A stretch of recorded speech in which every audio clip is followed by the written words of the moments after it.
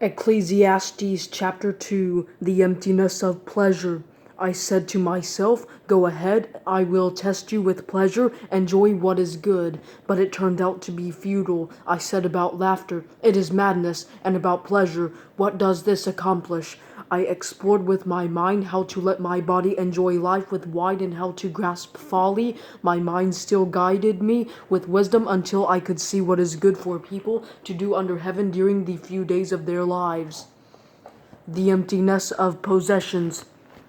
I increased my achievements. I built houses and planted vineyards for myself. I made gardens and parks for myself and planted every kind of fruit tree in them. I constructed reservoirs of water for myself from which to irrigate a grove of flourishing trees. I acquired male and female servants and had slaves who were born in my house. I also owned many herds of cattle and flocks, more than all who were before me in Jerusalem. I also amassed silver and gold for myself and the treasure of kings and provinces.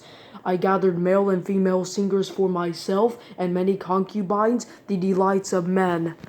So I became great and surpassed all who were before me in Jerusalem. My wisdom also remained with me. All that my eyes desired, I did not deny them. I did not refuse myself any pleasure, for I took pleasure in all my struggles. This was my reward for all my struggles. When I considered all that I had accomplished and what I had labored to achieve, I found everything to be futile and a pursuit of the wind. There was nothing to be gained under the sun. The relative value of wisdom.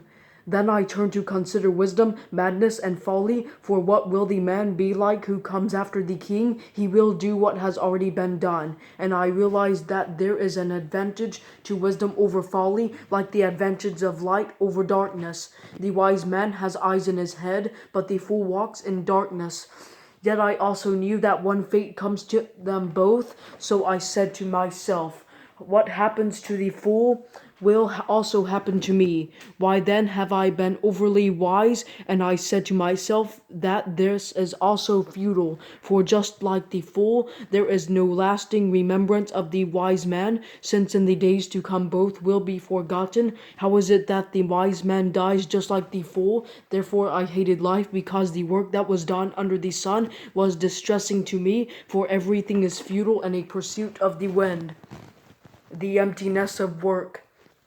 I hated all my work that I labored at under the sun, because I must leave it to the man who comes after me, and who knows whether he will be a wise man or a fool, yet he will take over all my work that I labored at skillfully under the sun. This too is futile. So I began to give myself over to despair concerning all my work that I had labored at under the sun. When there is a man whose work was done with wisdom, knowledge, and skill, and he must give his portion to a man who has not worked for it, this too is futile and a great wrong. For what does a man get with all his work and all his efforts that he labors at under the sun? For all his days are filled with grief, and his occupation is sorrowful. Even at night his mind does not rest. This too is futile. There is nothing better for man than to eat, drink, and enjoy his work. I have seen that even this is from God's hand, because who can eat and who can enjoy life apart from him? For to the man who is pleasing in his sight, he gives wisdom, knowledge, and joy, but to the sinner he gives the task of gathering and accumulating in order to give to the one who is pleasing God's sight. This is too is futile and a pursuit of the wind.